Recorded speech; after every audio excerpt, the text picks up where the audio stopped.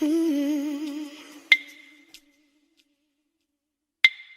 Yeah. Mm. Hi guys, welcome back to my channel. I am Nya Be, and this is the Nya Be Family. If you are new, make sure that you look around, look at a lot of the vlogs. That's what is most popular right now. Subscribe to the channel, hit the notification bell and all of that good stuff. And if you are oldie but goodie, thank you for supporting my channel and welcome back to another video. So by the title, you see what we are talking about today. This video and the format is a little bit different than what I usually do. So if you don't know, I am an educator, and one of the ways I do teach, not a lot, but one of the ways I do teach is through PowerPoint. So I have created a PowerPoint. I actually use Canva for this, which is a new, well, it's not new, but as far as like PowerPoints go, this is new for me using Canva. If I keep blinking, it's because of something in my eye. Anywho, as an educator, I am a lifetime learner and teacher, and I think that this topic that we are talking about today is something that has deeply impacted my life. And I did a poll on my Nya.be.fit Instagram page, so if you're not following, go follow. And that's where I keep track of like my fitness stuff and my weight loss goals and all of that. And recently I talked about how my weight fluctuates so much because I have been battling an eating disorder for a very long time. And I think that now I'm in a place where I am able to recognize the signs, and I've gotten a lot of help mentally. So I am able to do better with the eating disorder, and eventually that will be no more. I can't say that I have gotten over it at this current time because I haven't. I'm still battling it like real time, but I'm in a much better place battling it than I have been in the past. So anyway, on my Instagram story, I did a poll asking if you all wanted to know more about eating disorders. No, I'm not going to get into all of my trauma and all of that. Not really. I will mention a few things here and there, but this video is more so educational. Good grief. I will be educating you all on what eating disorders are. I have included sources. It's just automatic for me to have sources for the information that I share with you all. And so I have included those into the link, into the PowerPoint, and I will also include the links in the description box if you want to read up on it more. But we're going to talk about the treatments and all of that good stuff. So before we even talk about that, I want you to know that you need to seek medical help if you think that you are battling an eating disorder, and also do not self-diagnose yourself or self-medicate yourself. Go see a professional, go get the help that you need, go get the resources that you need. I am just teaching you. I'm just letting you know the information, but I am not here to diagnose anybody. I am not a medical professional. So I don't want to see any of those comments or anything like that. All right, let's get into the video. So on this agenda, we will be discussing what is an eating disorder, some examples and signs and symptoms, causes of eating disorders, and what treatment plans look like. All right. So according to NIMH.org, a eating disorder is any psychological disorder characterized by abnormal and disturbed eating habits. Okay, there are a number of them. We're going to talk about the most common three. I also, one of the common three is what I battle with, and when we get to it, I will share a little bit more of my story. I want to get into some statistics so that you all know that it's more common than people think and like to admit, and more than likely you know someone other than me that is battling an eating disorder, or you are that person. So 1 in 20 people will experience an eating disorder. So that means that at least one person in your family, in your extended family, is battling an eating disorder. And you may not know. I think that eating disorders and mental health in general is something that we do not speak about enough. And a lot of it is generational. So for the sake of my child and any future children that I may have, I'm going to discuss this with them because it's important for them to know and to recognize the different signs. And just like any medical disease, things are hereditary. And we're going to talk about why in a moment. All right. Speaking about athletics, 2 out of 6 male athletes battle with an eating disorder, and 4 out of 6 female athletes battle with an eating disorder. I mentioned this particular because more of our young people will experience an eating disorder than we will believe, and a lot of that comes from being able to perform in athletics. And we don't really talk about it in that way.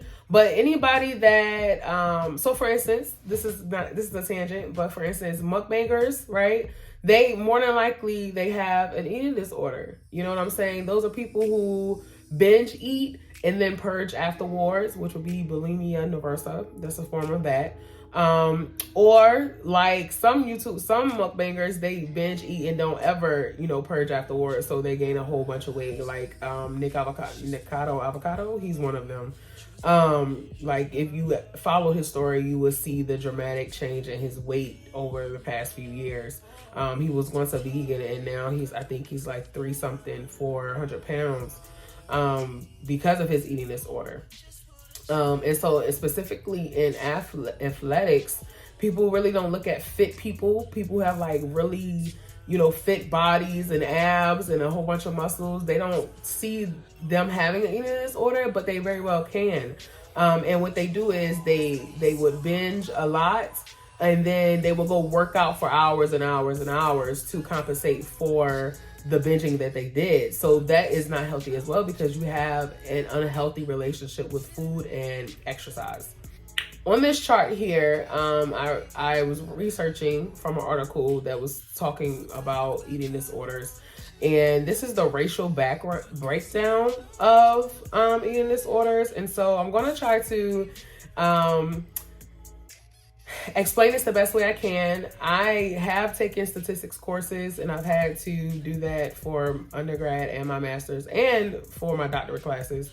And it is a little difficult if you don't know what you're looking at, if you don't understand statistics, but I'm going to explain it because this chart is a little bit more simpler than other charts I could have put in here. So anyway, DSM-5 is how professionals diagnose people with mental health issues. An eating disorder is a mental health issue if you don't know. So anyway, the letter N here is okay, before I say that, so underneath the ethnicities or races, there's like N equals, let's just say for white, N equals 848. That's the number of white participants that was in this study, right? And so out of this 848, you have an N column and you have a percentage column, which I boxed in. So the N column for white participants would be the number of people out of the 848. And then a percentage is the percentage of that out of the 848. I hope that makes sense, all right? So just looking at this, the numbers seem really low, but it's because there are a whole number of participants, right? So you could look at this and say that, Hispanics experience anorexia nervosa more often than at a higher percentage than white participants. Well, that's not necessarily true. There are 848 participants that were white and only 141 participants that were Hispanic. So in actuality, it would have been the percentage for, when you think of proportionately, white participants would experience it more often.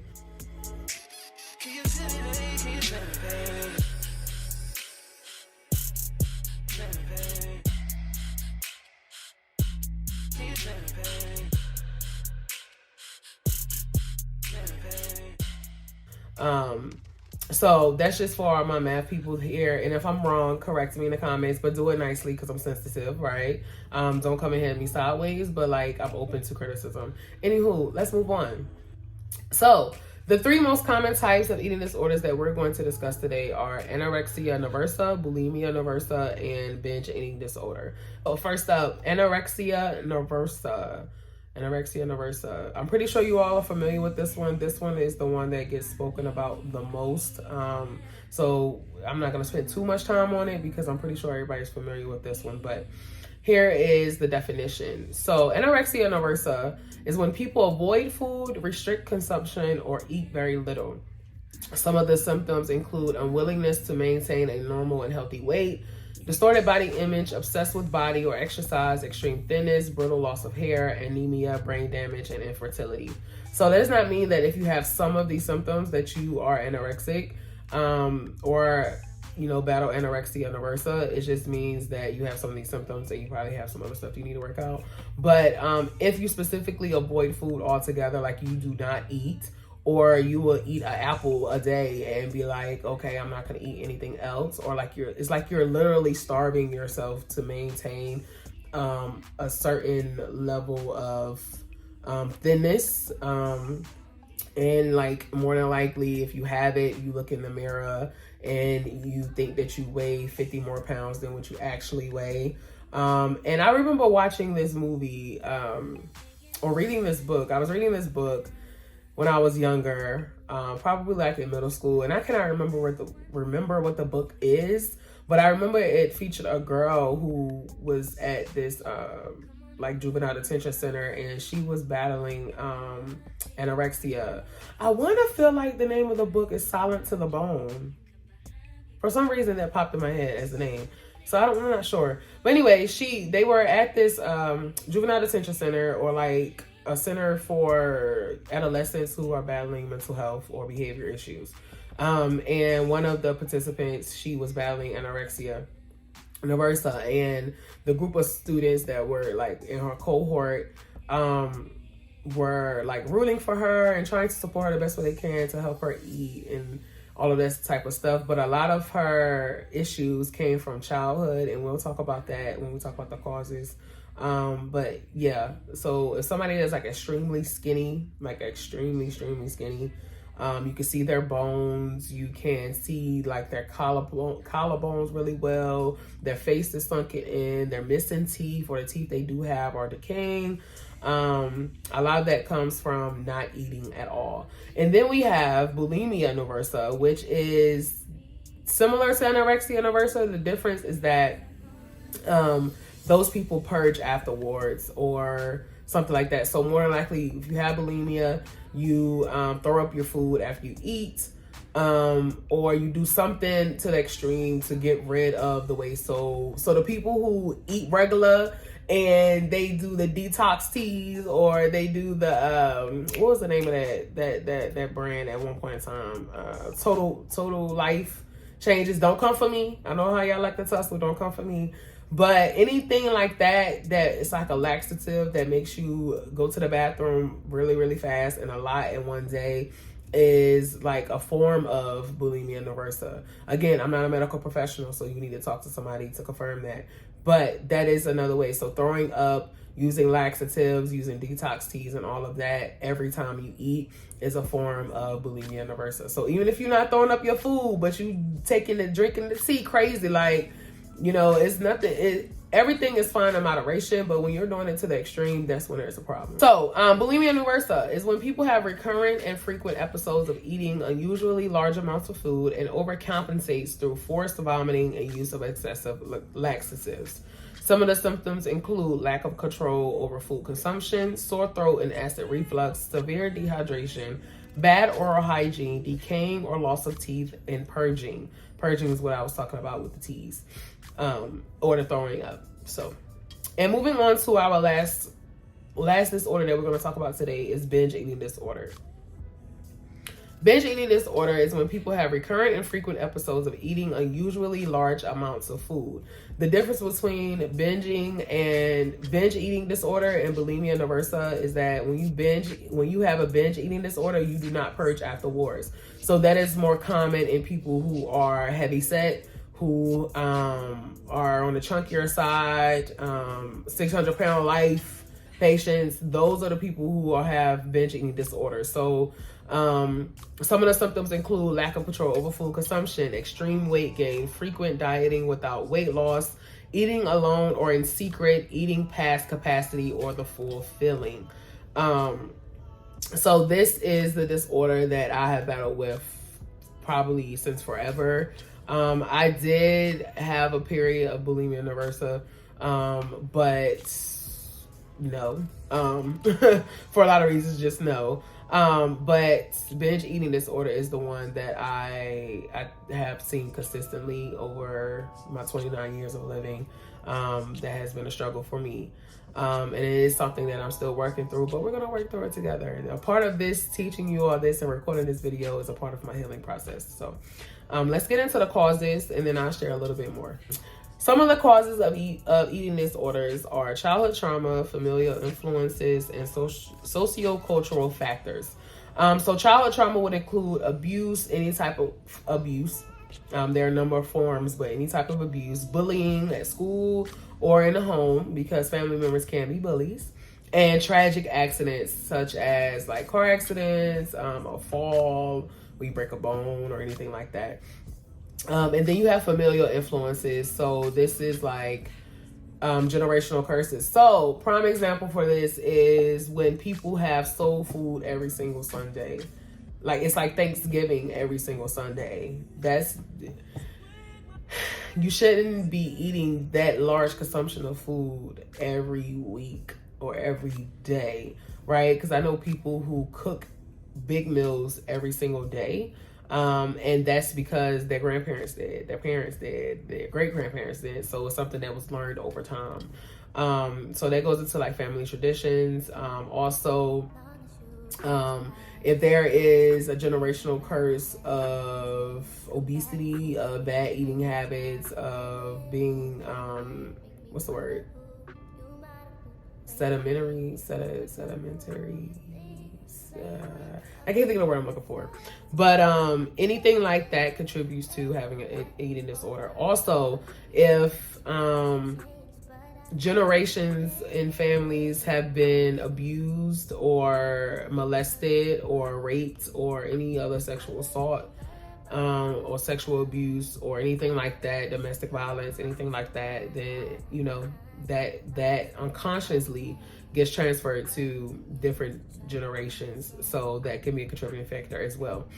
And then the other one, which it's common, but it's not really talked about a lot. So socio-cultural factors, such as in America, we are known for having large meals and being served large portions at restaurants and all of that, right? So let's say someone from let's just say someone from another country comes over here, and over there it's not normal for them to eat large consumptions of food. One, it may just not be the norm, and two, they may not have the money to eat large consumptions of food like that. So a lot of times, like in I'm gonna say Nigeria, because that's the country I know for sure that does this. Like Nigeria, bigger women are considered more wealthy because if you are chunkier, if you are fatter, that means that you have money to eat, right? Which means you have money.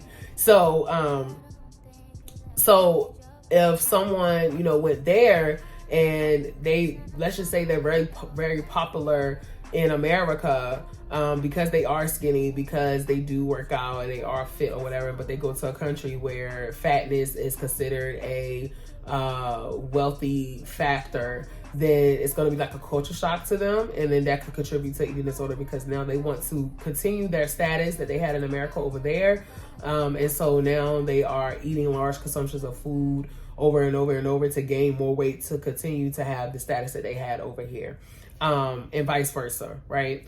So I hope that makes sense. I always say that if it makes sense, it makes sense, but it doesn't. Do you all remember the movie Fat Girls when with Monique in it? And remember at the end where they went back to Nigeria to get Dr. Tunde, and the cousin that was the fitness instructor, she was just like eating the food off the plate with her hands and like really going crazy with it. And she was like, what? I'm trying to find me a rich Nigerian doctor too, right?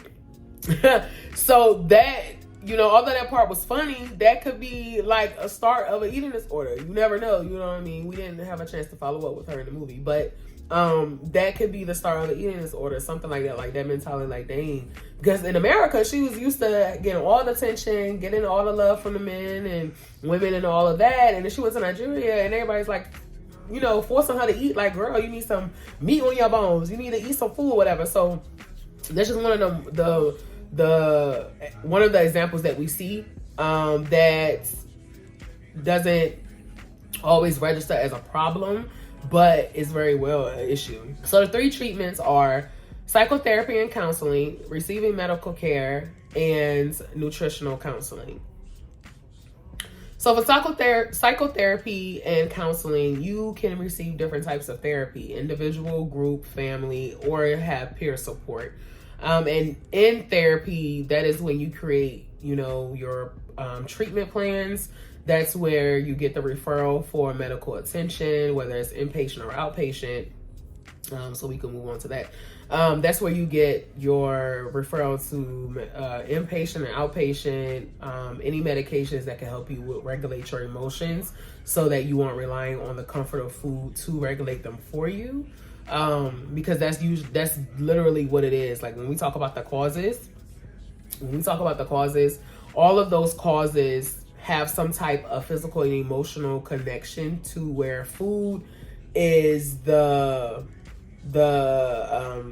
food is being used as the protection, as the healing, as the comforter in that situation, versus having someone to talk to that could be that person, or having a healthy regimen that can replace the overeating.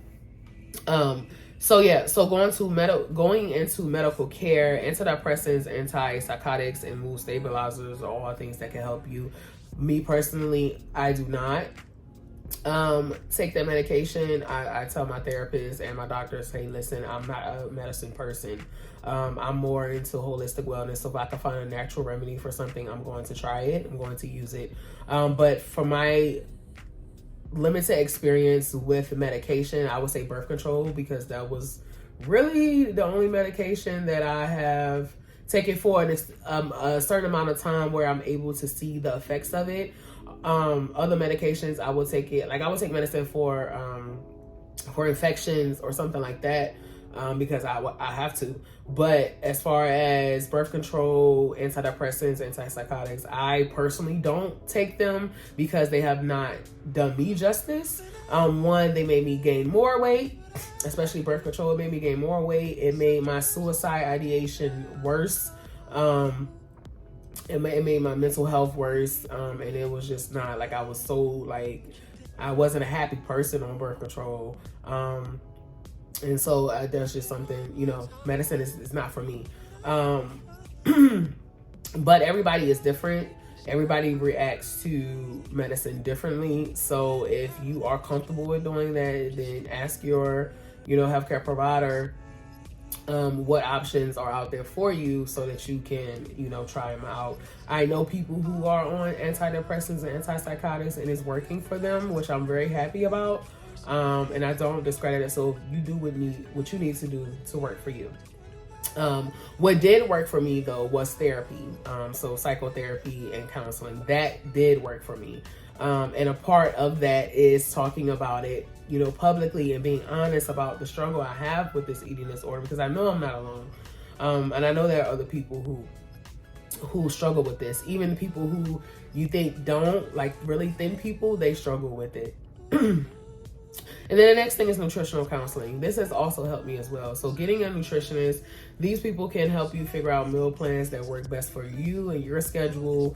A lot of people I see go on diets, right? And they try to implement strategies that other people have done and it worked for them, but it's not working for, that person. It's because it wasn't meant for them. So a nutritionist can customize a meal plan specific to your health and wellness needs. So a 1,200 calorie diet, that's when you see someone lose like 100 pounds in, 90 days, right? That's extremely fast and should not be happening.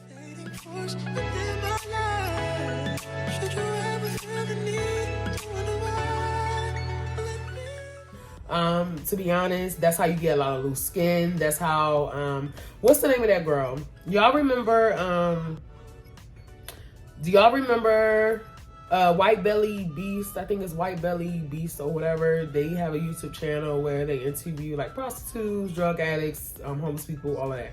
So one of the participants in particular that really shook the world, I think a couple summers ago, was the girl Amanda. And over a period of like 6 months, we can see her like the beginning stages of her drug abuse to the worst stages of her drug abuse. And then eventually she got help and she was in recovery, and we saw like an update from her. And then sadly she passed away maybe 3 months after she was in recovery. That's because I don't know for sure, but when you go from injecting yourself with drugs every single day, all day, and you're like 90 pounds, and then you go into recovery and you're eating 3, 4, 5 meals a day, you're not on the drugs anymore, your body and your organs don't have a chance to adapt to that change because it was not done at a pace where the body can keep up. So she unfortunately passed away because of all the abuse, all the drug abuse, and the damage it had on her organs, and the fact that her body didn't have time to adjust to the change of getting the nutrients in the food that she needs. And so that you see the same thing with people where they lose like 100 pounds really, really fast, or 200 pounds really, really fast, or like people who do weight loss surgery. I mean, and they're losing weight rapidly, and their skin is really loose, right? It's because the skin didn't have time to contract back because it was stressed out for so long. It's going to take time for it to go back to, to adjust to the body. And if you lose it too fast, then you're going to have loose skin.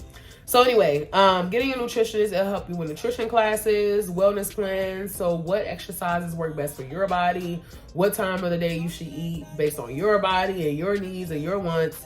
And so that's really helpful as well. So before you say, oh no, I might have an eating disorder, or I definitely have an eating disorder, I need to talk to somebody, just ask yourself a few of these questions. Are you obsessed with your body? Do you spend hours and time and a lot of time in the mirror and looking at your body and pointing out all of your flaws, and then after you have that thought, you restrict what you're eating, or you feel so depressed and sad about it that you binge eat, like you eat a large consumption at one time? Then that's something that you need to consider.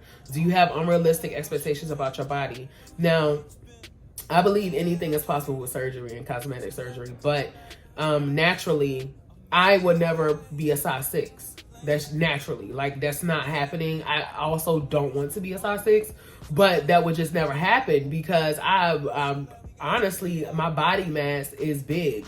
Could I be smaller? Yes, and I am smaller than I used to be, but I will never be a size 6. You know what I'm saying?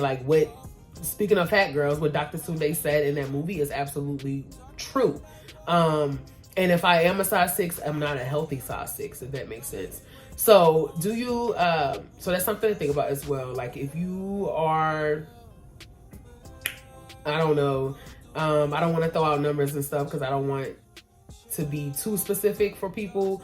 But if you are at a unhealthy weight and you want to be, let's say 90 pounds is like a middle school child, you know what I mean? So technically, I was not 90 pounds in middle school. But if you have unrealistic expectations about your body, then that's something to think about as well. Do you frequently become ashamed after eating? That was me. Especially when I would binge eat right after, I would be so sad and cry. And that's when the bulimia come into play. That's when the purging come into play, because it's like, oh my gosh, I just fucked up. Like, how could I do that to me, myself?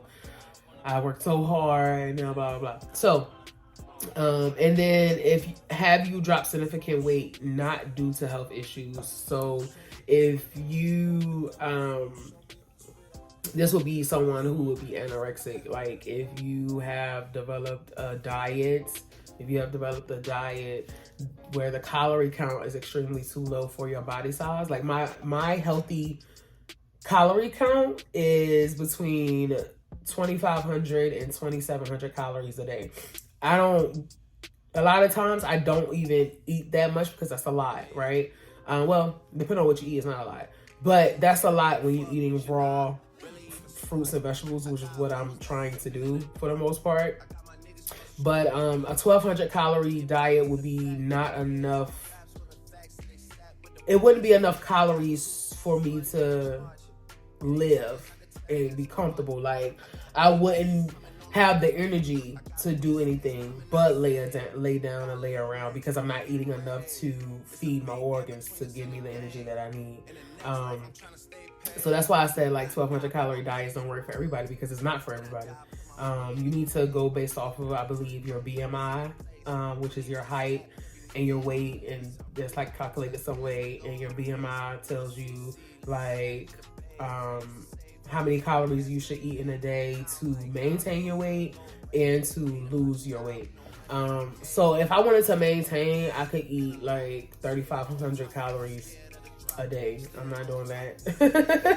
Have I done that before? Absolutely. I've eaten more than that before, and it was miserable feeling. For sure, a miserable feeling. Do I do that now? No, I haven't done that in a very long time. So I try to make sure I stay under what my calories are to see better results. But yeah. So I hope this video was very helpful to you. I hope that you learned something. Even if you aren't battling eating disorder, I hope that you learned something for someone else that may be battling eating disorder.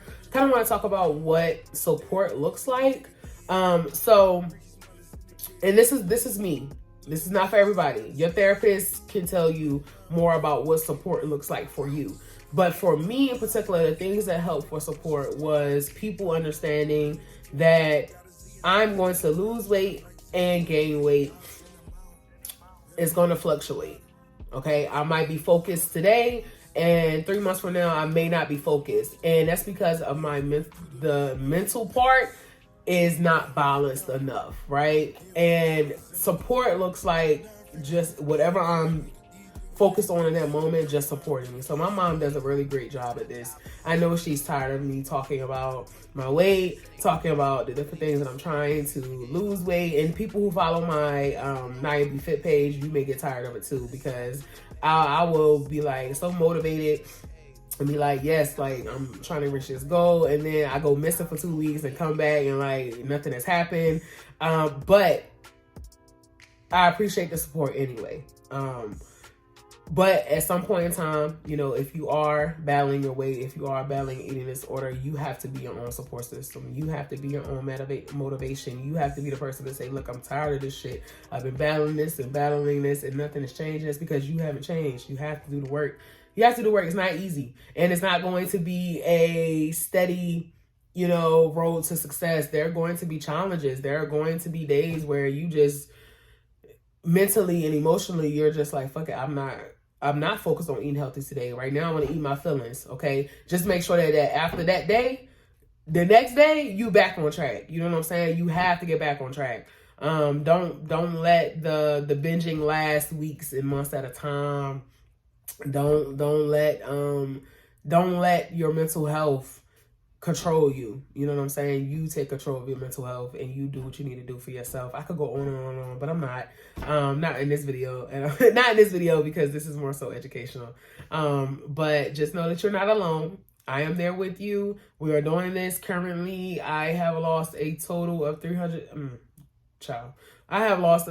60 pounds from my highest, 60 to 70 pounds from my highest weight over the past, I would say, since 2018, because that was right after my maternity leave, after I gave birth to my son, and that was when I was at my highest. So from 2018 to now, this has been an ongoing battle. We're not even going to talk about high school, middle school, college, and we're not going to talk about all of that, but just in the past 6 years, 4, 5, 6 years, it's been an up and down battle. And I will say that I'm holding myself accountable to certain things, and I'm going about things in a different way. If one way doesn't work, try something else.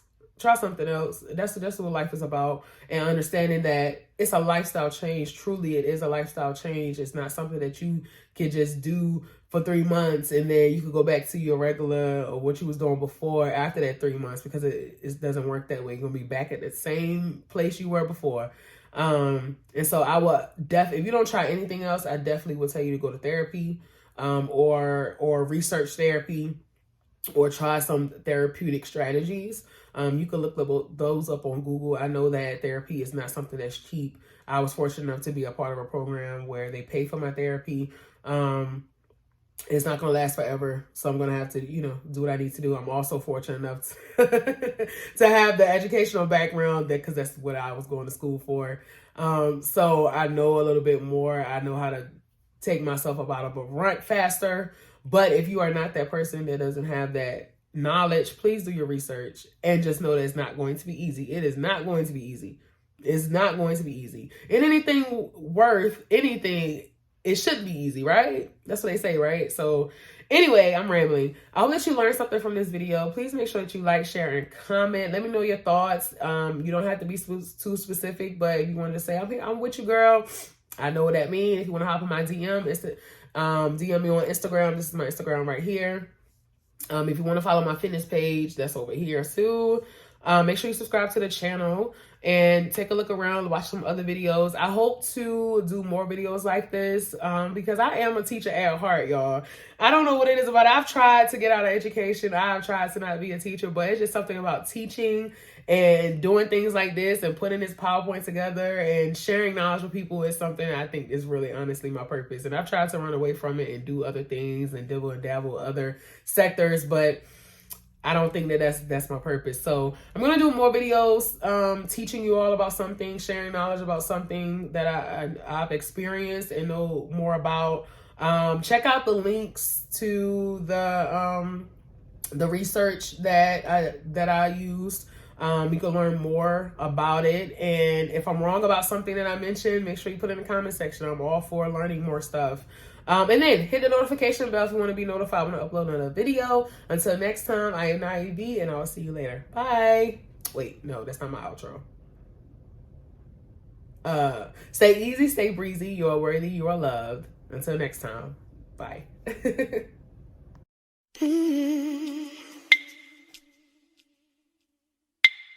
Yeah.